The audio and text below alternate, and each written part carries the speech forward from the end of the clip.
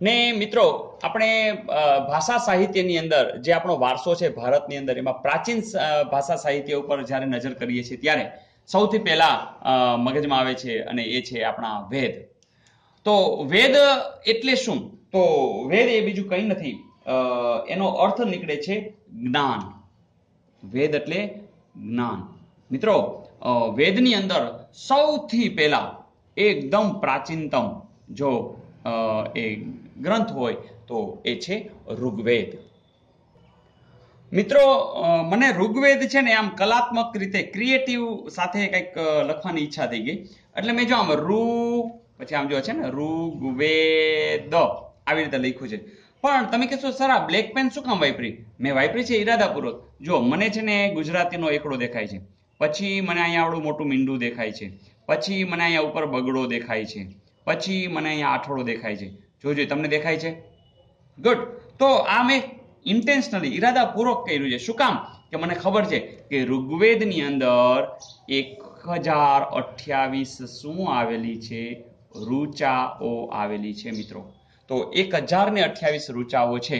ફરીથી ઋગ્વેદની અંદર એ પ્રાચીનતમ પુસ્તકો તો છે જ, પણ એ ઋગ્વેદની અંદર 1028 ઋચા છે મિત્રો. સાથે સાથે તમને કોઈ કહેશે કે એના આ ઋગ્વેદના ભાગ કેટલા? તો તરત આપણે એમને ખબર પડી જાય કે આ પેલા બે જ લઈ લ્યો ને, તો એની અંદર 10 ભાગ પણ રહેલા છે. તો આ અદ્ભુત ગ્રંથ છે એ એમ પૂછે કે ઋગ્વેદ કેટલા ભાગમાં વહેંચાયેલો છે? તો 10. ઋગ્વેદની અંદર કેટલી ઋચાઓ છે? તો 1028. સૌથી પ્રાચીન વેદ કયો? તો કે છે ઋગ્વેદ. તો આવું કંઈ પણ પૂછે તો હવે તમે શ્યોર છો. મિત્રો તમને એમ થશે કે આ ઋગ્વેદની અંદર 1028 ઋચાઓ છે, પણ આ બધી ઋચાઓનું અનુસંધાન શું છે? તો એની અંદર મોટા ભાગની દેવોની સ્તુતિઓ રહેલી છે. સ્તુતિ એટલે તમને ખબર છે વખાણ. તો મોટા ભાગની એની અંદર દેવોની સ્તુતિઓ છે. સાથે સાથે યજ્ઞ પ્રસંગે પણ જે સ્તુતિ કરવામાં આવે તો એ પણ સ્તુતિઓની અંદર રહેલી છે. એ સિવાય ઉષા હે ને, વહેલું સવાર આમ પરોઢ જે છે તો એના સંબોધનને લગતી પણ સ્તુતિઓ છે, જે એકદમ મનમોહક છે, મજા આવી જાય એવી હે ને. તો સુંદર રચના આ પણ છે. મિત્રો હું કહીશ કે આટલી વાતની સાથે સાથે એ લોકોએ આધાસારા પણ એની અંદર જણાવેલ છે. શું જણાવેલ છે? આધાસારા. તો આધાસારા આસ. તમે કહેશો શું આધાસારા આસ? તો યાદ રાખશો કે અહીં સાથે સાથે જે આર્યો હતા, આ એટલે આર્યો, એ આર્યો જે જેમ વસતા હતા એ વિસ્તાર એટલે તમને ખબર છે કે સપ્ત સિંધુ પ્રદેશ. સ એટલે શું? સપ્ત સિંધુ પ્રદેશ. તો એની પણ આની અંદર ઉલ્લેખ છે.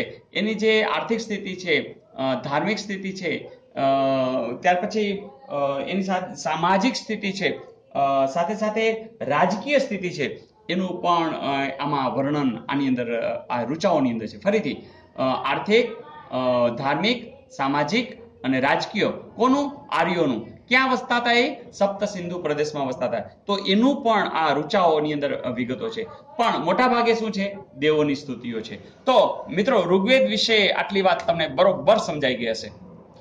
ત્યાર પછી શું થયું? ત્યાર પછી બીજા ત્રણ વેદો આવ્યા: સામવેદ, યજુર્વેદ અને અથર્વવેદ. ચાલો એના વિશે પણ જોઈ લઈએ. એકચ્યુઅલી જે આ સામવેદ છે એ ઋગ્વેદની ઋચાઓનું જે ગાન કરવાનું છે, એને કેમ ગાવું એનો બેઝ હતો.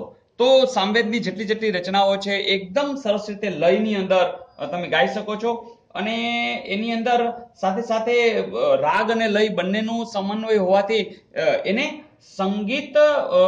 સંગીતની ગંગોત્રી પણ કહેવામાં આવે છે. રિવિઝન કરી લઈએ. સામવેદની રચના જે ઋગ્વેદના શ્લોકો છે એ ગાઈ શકાય એના હેતુથી થયા, પણ અહીંના જેટલા શ્લોકો છે એના તમે રાગ અને લય સાથે ગાઈ શકો છો, ગાઈ શકાય છે. એને એટલે જ ઋચાઓનું ગાન થઈ શકે છે, એટલે જ એને કદાચ સંગીતની ગંગોત્રી તરીકે પણ ઓળખવામાં આવે છે. કદાચ પૂછે કે વેદની અંદર સંગીતની ગંગોત્રી કયું? ઋગ્વેદ, સામવેદ, યજુર્વેદ કે અથર્વવેદ? તો તમે તરત જ લખી શકશો કે એનો જવાબ આવશે સામવેદ. ને મિત્રો ત્યાર પછીનો જે વેદ છે એ છે યજુર્વેદ. તો આ યજુર્વેદ છે એ યજ્ઞનો વેદ પણ કહેવામાં આવે છે.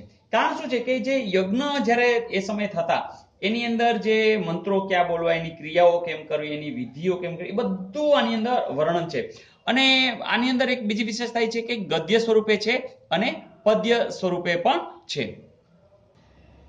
ફરીથી મિત્રો, યજુર્વેદ એ યજ્ઞનો વેદ, ગદ્ય અને પદ્ય રચનાઓ છે.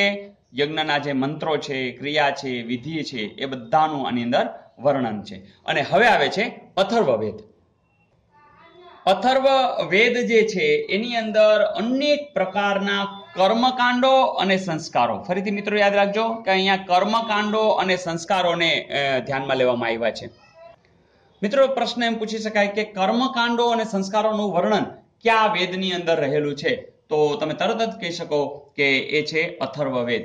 ફરીથી સંગીતની ગંગોત્રી તો કે સામવેદ, યજ્ઞનો વેદ તો કે યજુર્વેદ, અને સંસ્કારોનું જે વર્ણન કર્મકાંડોનું એ આવશે અથર્વવેદ, અને પ્રાચીનતમ પુસ્તક તરીકે આવશે ઋગ્વેદ. ફરીથી મિત્રો જોઈ લેવું છે, એક નજર કરી લેવી છે. ફરીથી વેદ એટલે શું? તો કે જ્ઞાન.